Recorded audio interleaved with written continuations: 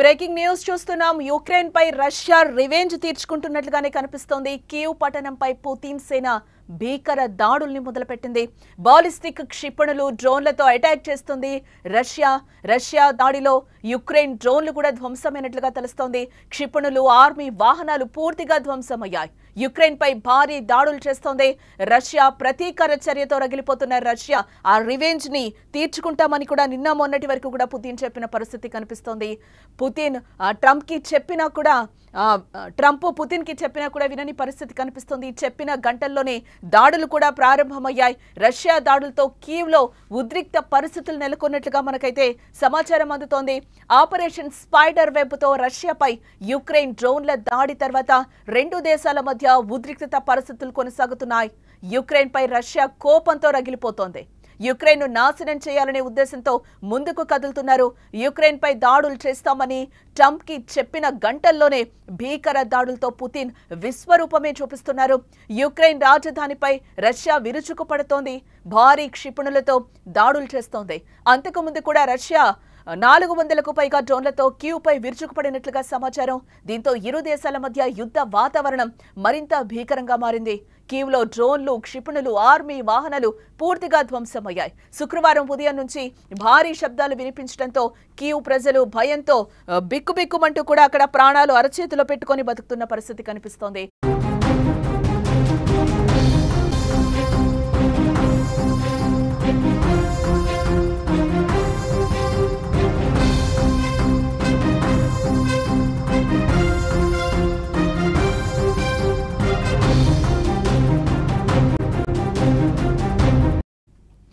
అలాగే అనేక జిల్లాల్లో కూడా రష్యా క్షిపణులు నష్టాన్ని మిగిల్చాయి.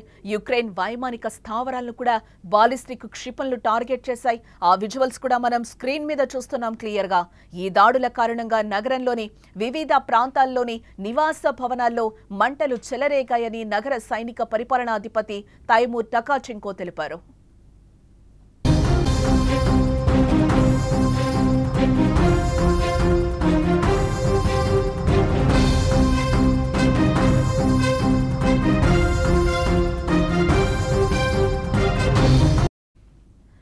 ఇటీవల రష్యాపై యుక్రెయిన్ చేసిన అత్యంత సమన్విత డ్రోన్ దాడి ప్రపంచవ్యాప్తంగా చర్చకు దారితీసిందని చెప్పుకోవచ్చు.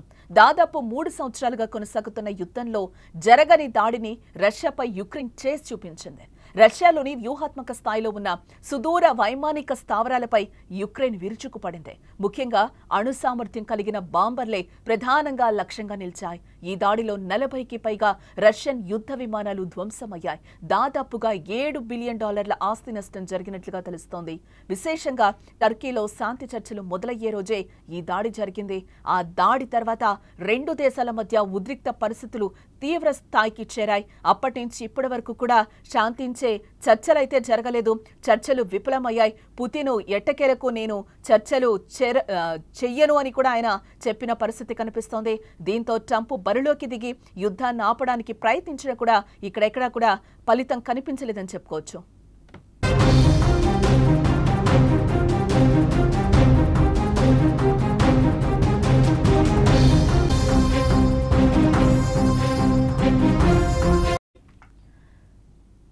పుతిన్ ట్రంప్ మధ్య బుధవారం దాదాపు 75 నిమిషాల పాటు ఫోన్లో సంభాషణ జరిగింది.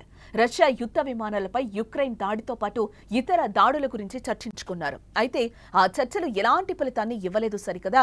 యుక్రెయిన్ పై దాడిని చేస్తామని పుతిన్ చెప్పగా ట్రంప్ వద్దని వారించారు. కానీ పుతిన్ మాత్రం దాడులపై వెనక్కు తగ్గేదేలే అని తేల్చి చెప్పారు. గతంలో కూడా మనం చూడొచ్చు. గతంలో కూడా ఒకసారి ట్రంప్ పుతిన్ ని వార్న్ చేసిన పరిస్థితి, యుద్ధం వద్దు ఆపేద్దామని కూడా చాలా సార్లు ఆయన్ని బుజ్జగించిన పరిస్థితి. ఎట్టకేలకు పుతిన్ అయితే వినని పరిస్థితి. శాంతి చర్చలకు వచ్చే టైంలో యుక్రెయిన్ రష్యాపై దాడి చేయటాన్ని పుతిన్ రష్యా ఏమాత్రం కూడా సహించబోను అని కూడా చెప్తున్న పరిస్థితి కనిపిస్తుంది. ఇదే నేపథ్యంలో పగతో రగిలిపోతున్న పుతిన్ ఉన్నట్టుండి సడన్ గా నిన్న నైట్ నుంచి బాలిస్టిక్ క్షిపణులు, డ్రోన్లతో రష్యా ఒక్కసారిగా అటాక్ చేయడం ప్రారంభించింది. అక్కడ ఇప్పటి వరకు కూడా 2022లో యుద్ధం మొదలైంది. Ukraine Russia war. ఇప్పటి వరకు కూడా ఆ యుద్ధంలో 632 మంది పిల్లలు చనిపోయినట్లుగా జెలెన్స్కీ కూడా ఆవేదన వ్యక్తం చేస్తున్న పరిస్థితి కనిపిస్తోంది. అలా చెప్పిన గంటల వ్యవధిలోనే రష్యా యుక్రెయిన్ పై దాడిని మొదలుపెట్టింది.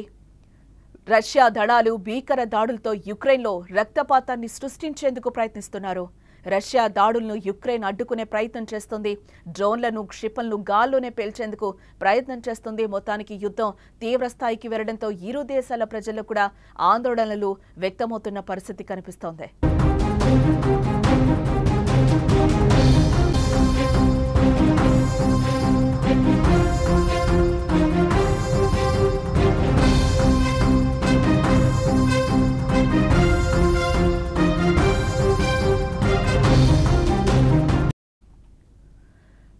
ఆపరేషన్ స్పైడర్ వెబ్ తో రష్యాపై యుక్రెయిన్ డ్రోన్ల దాడి తర్వాత 2 రోజుల నుంచి కూడా దాడి చేస్తున్న పరిస్థితి కనిపిస్తుంది. ఉద్రిక్త పరిస్థితులు నెలకొన్నాయి. యుక్రెయిన్ పై రష్యా కోపంతో రగిలిపోతున్న పరిస్థితి కనిపిస్తోంది.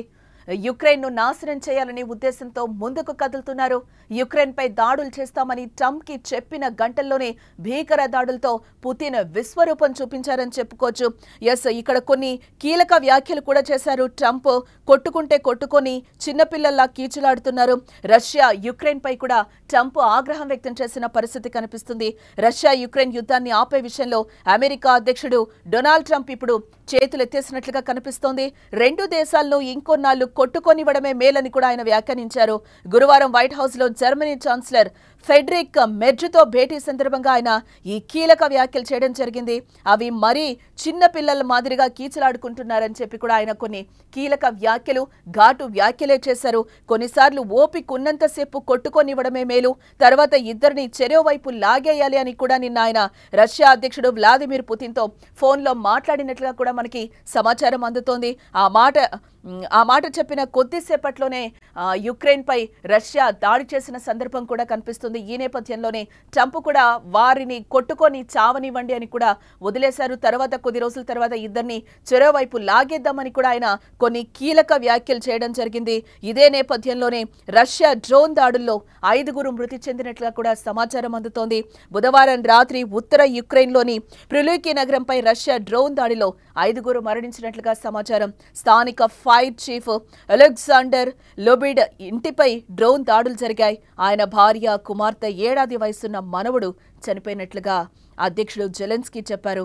చిన్నారి తల్లి కీవ్లో పోలీస్ అధికారి అక్కడ రష్యా దాడులు పెరగడంతో బాబును తల్లిదండ్రుల దగ్గర వదిలేందుకు వచ్చి తనతో పాటుగా బలైందని కూడా జెలెన్స్కీ ఆవేదన వ్యక్తం చేస్తున్న పరిస్థితి అయితే కనిపిస్తోంది.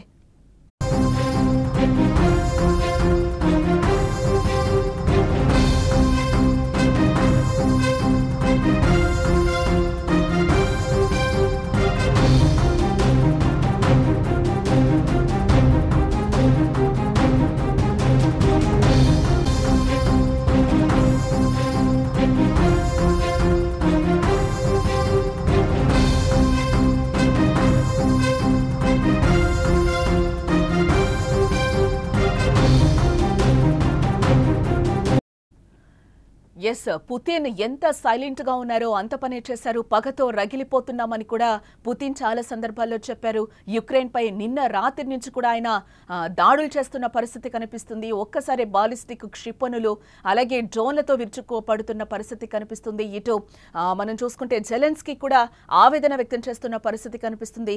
శాంతి చర్చలకు వస్తాం, మాట్లాడుకుందామని కూడా చెప్తున్న పరిస్థితి. ఆ పరిస్థితిలో మేము లేమని కూడా పుతిన్ చెప్తున్నారు.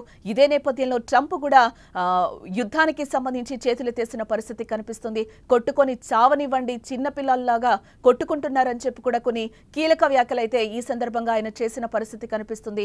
ఇదే నేపథ్యంలో 2022లో యుద్ధం మొదలైంది. రష్యా యుక్రెయిన్ వార్ మొదలైంది. అప్పటి నుంచి ఇప్పటి వరకు కూడా 632 మంది చిన్నారులు మృతి చెందారని కూడా జెలెన్స్కీ ఈ సందర్భంగా ఆవేదన వ్యక్తం చేస్తున్న పరిస్థితి అయితే కనిపిస్తుంది. యుక్రెయిన్ పై రష్యా చేస్తున్న దాడి ఉగ్ర దాడి అని కూడా జెలెన్స్కీ కొట్టిపారేస్తున్న పరిస్థితి కనిపిస్తుంది.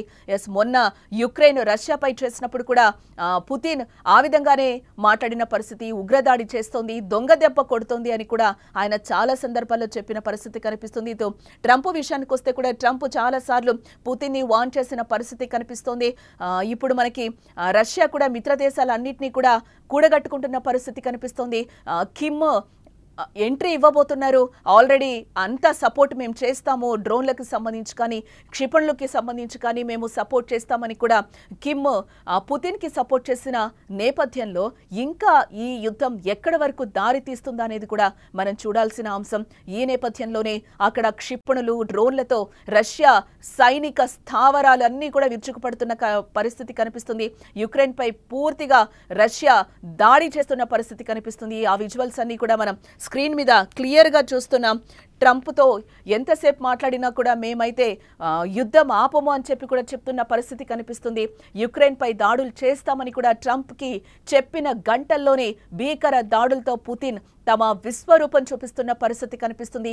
ఎంత సైలెంట్ గా ఉన్నాడో, ఉగ్ర దాడి అని చెప్తున్నాడో పుతిన్, అంతకంతకు మేము పగ తీర్చుకుంటామని చెప్పిన నేపథ్యంలో రివెంజ్ తీర్చుకోవడం నిన్న రాత్రి నుంచి స్టార్ట్ చేశారు పుతిన్. రాజధానిపై రష్యా విరుచుకుపడుతున్నట్లుగానే కనిపిస్తుంది. భారీ క్షిపణులతో దాడులు చేస్తోంది. అంతకుముందు కూడా రష్యా కూడా 400కు పైగా డ్రోన్లతో కీవ్ పై విరుచుకుపడిన పరిస్థితి కనిపిస్తుంది. దీంతో ఇరు దేశాల మధ్య యుద్ధ వాతావరణం మరింత భీకరంగా మారింది. ఈ యుద్ధం మూడో ప్రపంచ యుద్ధానికి దారితీస్తుందా అనేలాగే కనిపిస్తోంది. ఖచ్చితంగా అణుబాంబు ప్రయోగిస్తే కనుక మూడో ప్రపంచ యుద్ధం తప్పకుండా వచ్చే ఛాన్స్లు అయితే కనిపిస్తున్నాయి. ఈ నేపథ్యంలోనే చాలా దేశాలకు నష్టం వాటిల్లే అవకాశం కూడా కనిపిస్తోందని విశ్లేషకులు చెప్తున్న మాట. క్షిపణులు, ఆర్మీ వాహనాలు ఇప్పటికే పూర్తిగా ధ్వంసమైనట్లుగా కూడా తెలుస్తోంది. శుక్రవారం ఉదయం నుంచి కూడా భారీ శబ్దాలు వినిపించడంతో కీవ్ ప్రజలు భయంతో అక్కడ బిక్కుబిక్కుమంటూ కూడా బతుకుతున్న పరిస్థితి కనిపిస్తోంది. అలాగే అనేక జిల్లాల్లో కూడా రష్యా క్షిపణులు నష్టాన్ని మిగులుస్తున్న పరిస్థితి కనిపిస్తోంది. యుక్రెయిన్ వైమానిక స్థావరాలను కూడా బాలిస్టిక్ క్షిపణులు టార్గెట్ చేసినట్లుగా సమాచారం. ఈ దాడుల కారణంగా నగరంలోని వివిధ ప్రాంతాల్లోని నివాస భవనాల్లో మంటలు కూడా చెలరేగుతున్న పరిస్థితి నగర సైనిక పరిపాలనా అధిపతి తైమూర్ టకాచెంక్ తెలిపారు.